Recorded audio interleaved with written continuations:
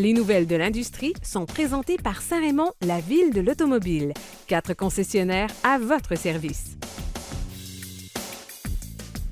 Voilà de retour, c'est maintenant le temps des nouvelles de l'industrie avec Mathieu Thomasin. Salut Mathieu. Salut Dan. Ça va bien? Toujours, toujours. Alors Mathieu, plusieurs nouvelles, on commence avec quoi? Bien, je te ramène à la nostalgie sur laquelle on s'est quitté un peu la semaine passée en parlant de Supra. Mais là, si je te dis MR2, tu as sûrement conduit ça. Ah oui, ça c'était le fun. Ça. Laquelle, la Quelle Supercharge belle ou la petite Turbo? voiture.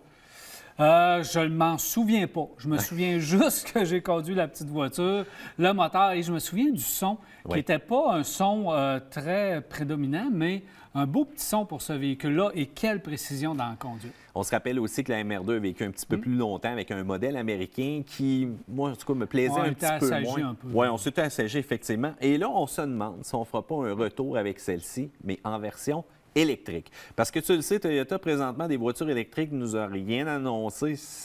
On n'a pas grande nouvelle à ce qui va se passer. Hein. Fait que là, peut-être qu'on viendrait avec ça. Bien, je leur souhaite. Est-ce que c'est la bonne solution? Je pense pas. Version hybride, peut-être. Si t'arrive quelque chose avec un système hybride dans une petite voiture comme ça, tu peux récupérer le système de la Prius. Tu mets ça dans ce type de véhicule-là. Ça fait une offre différente qui n'existe pas sur le marché présentement. Ça, c'est vrai. Fait que peut-être qu'on pourrait s'en tirer. 100 électrique, l'autonomie, le côté sportif, le poids, avec beaucoup de batterie dans un véhicule, un petit véhicule sport de même. On aurait pas certain de la formule. On aurait beaucoup plus de succès avec un RAV4 purement électrique. Voilà. Ça, en tout cas, on devrait mettre nos efforts là-dessus. Et il y a encore aussi des discussions avec le Celica. Qu'est-ce qu'on va un peu faire avec ça? Est-ce qu'on va ramener encore le nom mythique? Ramener à Supra.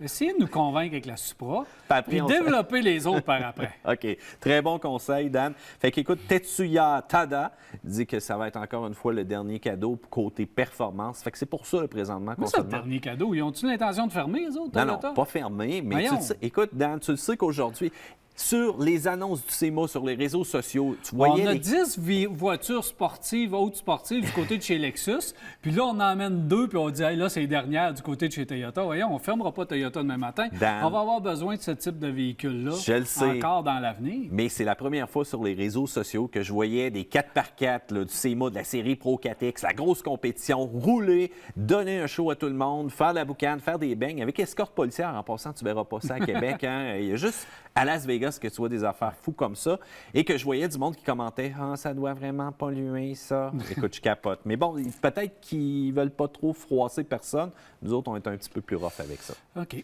On passe à d'autres choses. Oui. On y va avec une enquête du AAA, en fait l'équivalent du CA de notre côté, qui dit que de plus en plus, les réparations pour les petits impacts augmentent sur le véhicule. Et sais-tu à quoi c'est dû? Bien, une nouvelle technologie. Maintenant, dans le pare-choc, les calantes, c'est plein de nouvelles technologies. Radar, caméra, capteur, et tout ça, c'est sur le pare-choc. Hein? Fait que dans le temps, je me rappelle de certaines émissions automobiles qui faisaient des tests de pare-choc dans des poteaux, puis c'était plutôt les ressorts qu'on calculait la force. Mais là, je te le dis tout de suite, aujourd'hui, le moindre impact qu'on a demande souvent une recalibration de tous ces capteurs-là.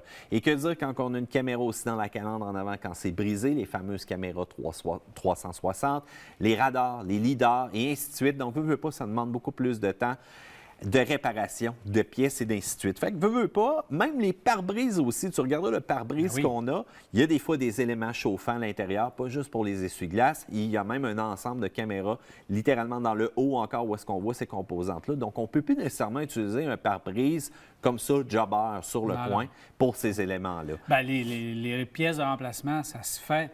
Mais maintenant, on intègre pratiquement tout l'espace, puis on prévoit maintenant tout l'espace pour la nouvelle technologie, mais de plus en plus, les pare-brises, c'est rendu technologique. Exactement en plein ça. Donc, on calcule environ que ça donne, lorsqu'il y a un impact, environ 3 000 $ de plus par réparation. Et il y a une étude assez intéressante aussi qui a dit qu'environ un Américain sur 3 n'est pas capable de payer 500 $ de réparation là, présentement, sur son véhicule, si jamais ça arrive.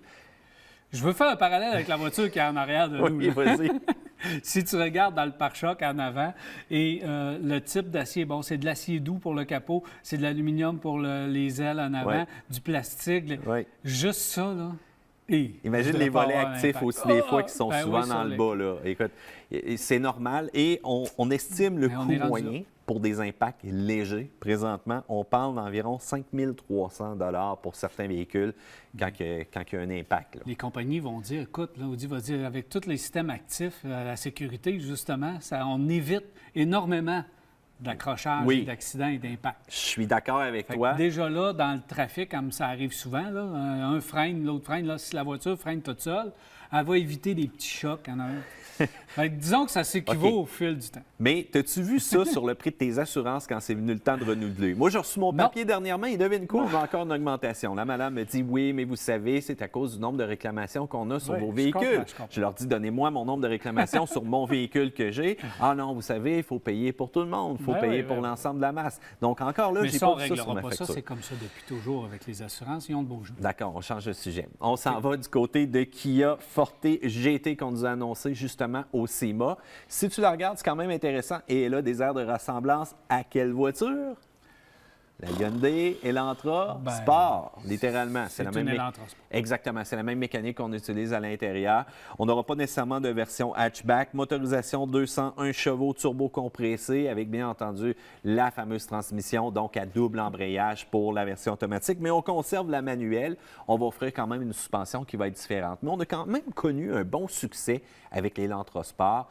Je trouve qu'on avait du caractère avec ce véhicule-là. Je présume que ça va très bien aussi transparaître dans Kia. Et on fait un effort au niveau des pneumatiques. Il n'y a rien que je déteste plus que des véhicules de base coréens qui nous arrivent avec des pneus cheap. Et là, vraiment, les packages qu'on fait avec Michelin, les groupes d'options sont très intéressants. Cependant, il faut faire attention au changement. Ouais, ça coûte ça un va. petit peu plus cher. Ça va peut-être stimuler un peu la Forte qui a été redessinée, qui est très belle, intérieur, Ouais. extérieur, la technologie. On amène plusieurs affaires économiques.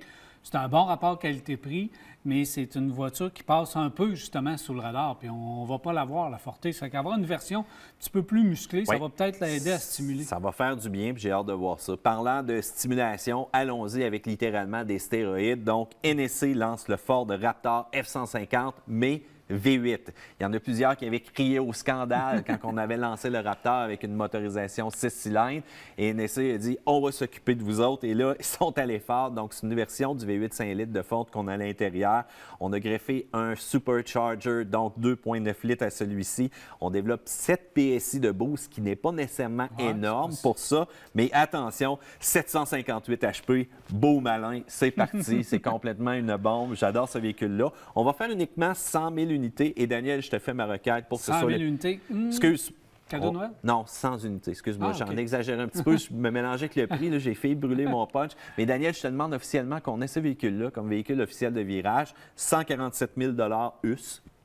147. Non, c'est pas. S'il avait été électrique ou hybride, je ne t'aurais pas dit, mais là, étant donné que. Je commence à te sentir converti, Daniel. Jaguar, présentement, ça va plus ou moins bien. Je te dirais que les ventes sont difficiles. On a des pertes de 16 millions présentement et l'action a pris une drop de 60 dernièrement, malgré les innovations qu'on amène. Donc là, on est en train de se dire, est-ce qu'on se dirige vers purement électrique? Est-ce qu'on s'en va uniquement là-dedans pour prendre la direction? Ce virage vers-là, si on veut. Là, je vois déjà ta figure présentement, c'est tough. Bien, je pense pas. Je pense pas que ce soit la solution. À court terme, présentement, ce serait... il ferait pire que bien, là. On commence, on arrive avec des petits moteurs. On veut arriver avec des moteurs à essence qui consomment moins. Nouveau procédé de fabrication. Mais 100 électrique, trop tôt. En tout cas, j'ai hâte de voir ce que ça va donner, mais une chose est sûre, il faut agir maintenant avant qu'il soit trop tard là-dessus. Restructuration qui présentement va couper 644 millions du budget de 5,1 milliards. Merci beaucoup, Mathieu. Ça fait plaisir. On s'arrête et on va revenir rester avec nous.